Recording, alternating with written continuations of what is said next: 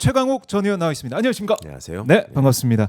네, 수요일에 뵙고 또 오늘 뵈니까 드디어 이제 안녕한 주말을 좀 맞게 되네.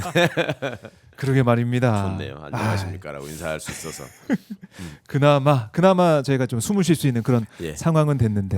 이 모든 공로를 김문수 후보에게 돌립니다. 제가 정말 지지한 보람이 있고 요즘 처음부터 예. 지지해 오셨죠.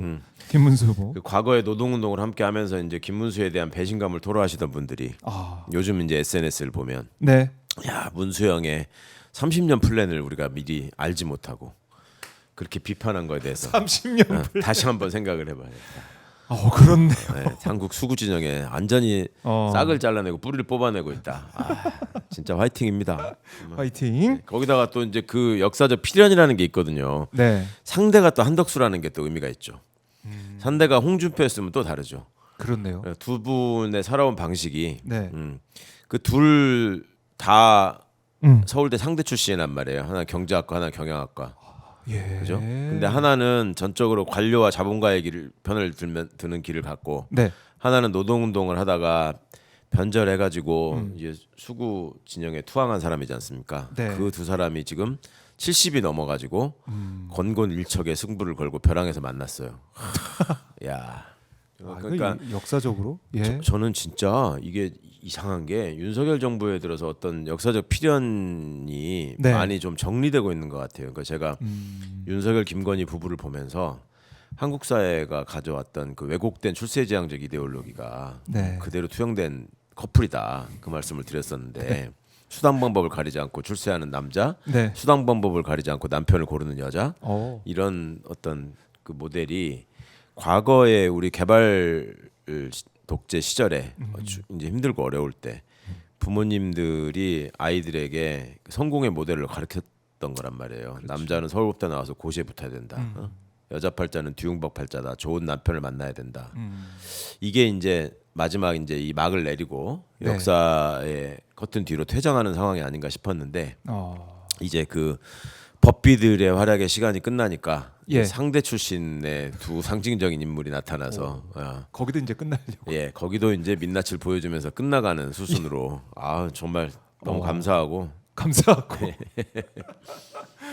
대한민국을 정말 이 하느님이 보호하사 정말 잘 진짜 끌어주는 게 아니냐 이런 생각도 예. 들고 국민의힘 상황이 이렇게까지 될 거랑 우리가 아무도 예상을 못했었는데 물론 뭐 예. 단일화 과정이 쉬운 건 아니지만 예. 그래도 이렇게까지 김문수 후보가 뭐 의총장에 와가지고 맨 처음에는 하트 뭐 이게 손하트 크게 이렇게 그리고 하다가 그러니까 그 국회 본청 앞에 들어가시는 장면은 제가 봤는데 굉장히 네. 화기애애하더만요. 그럼요. 뭐 쫙 들어가고 막 꽃다발 들고 기다리고 있으면서 막 네. 박수 치고 꽃다발도 주고 네.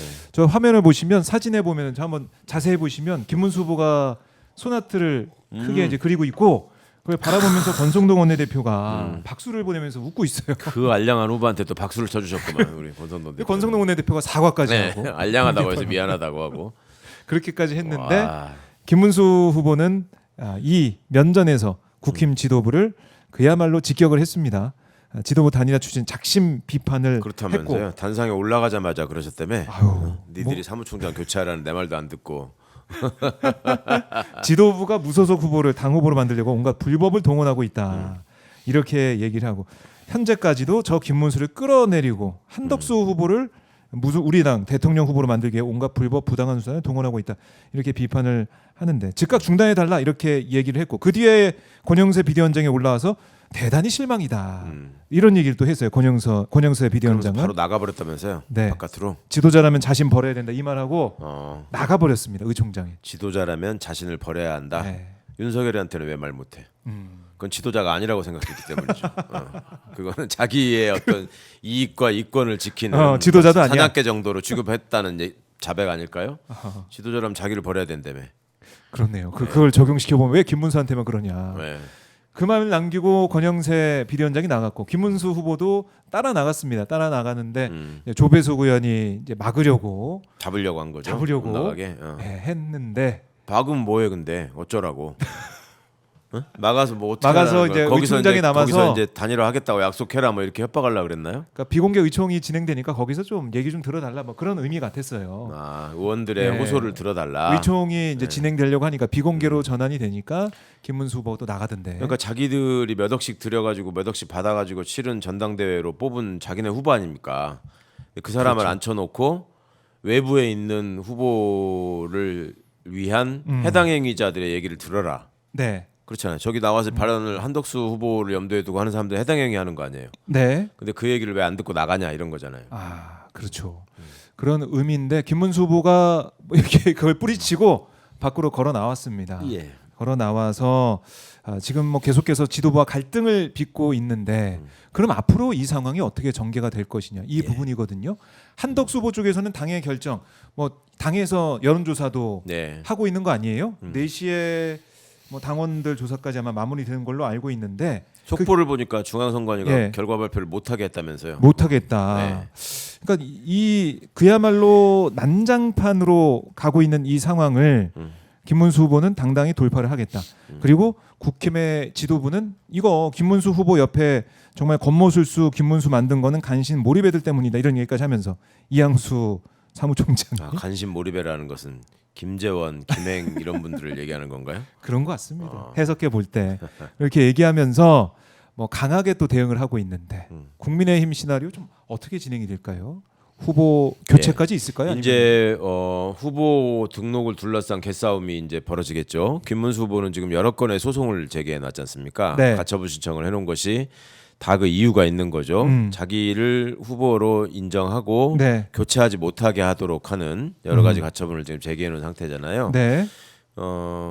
이제 10일, 11일 날 등록을 해야 되는데 문제는 이번 주에요. 내일 모레입니다. 네. 오늘이 9일이에요.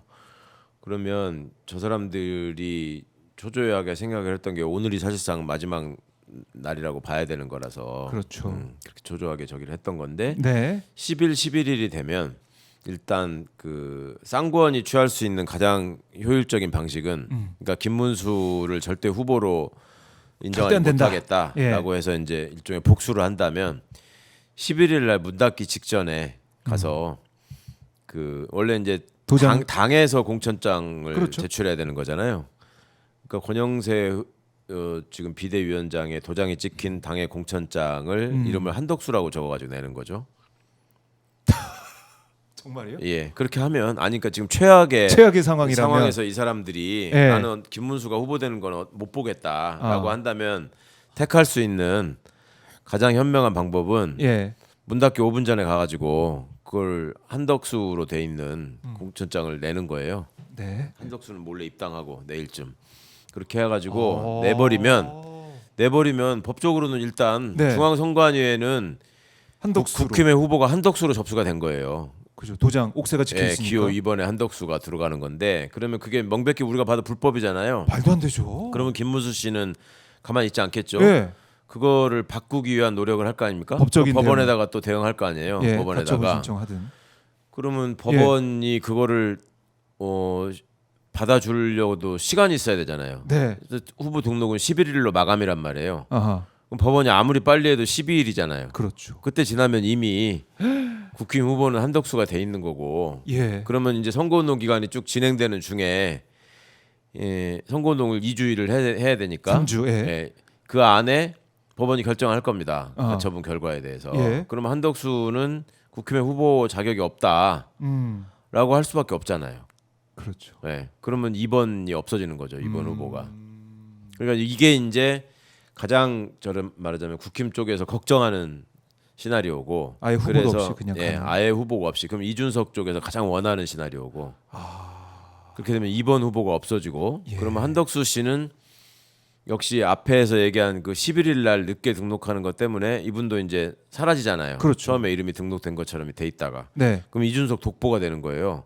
그러면 이준석이 10% 넘기는 게 목표였는데 느닷없이 30%를 넘길 수도 있는 그쪽 후보가 없어져가지고 어부질이 이게 이제 극단적인 상황인데 그런 점들을 이 사람들도 이제 시나리오나 네. 그 프로세스를 알고 있으니까 음.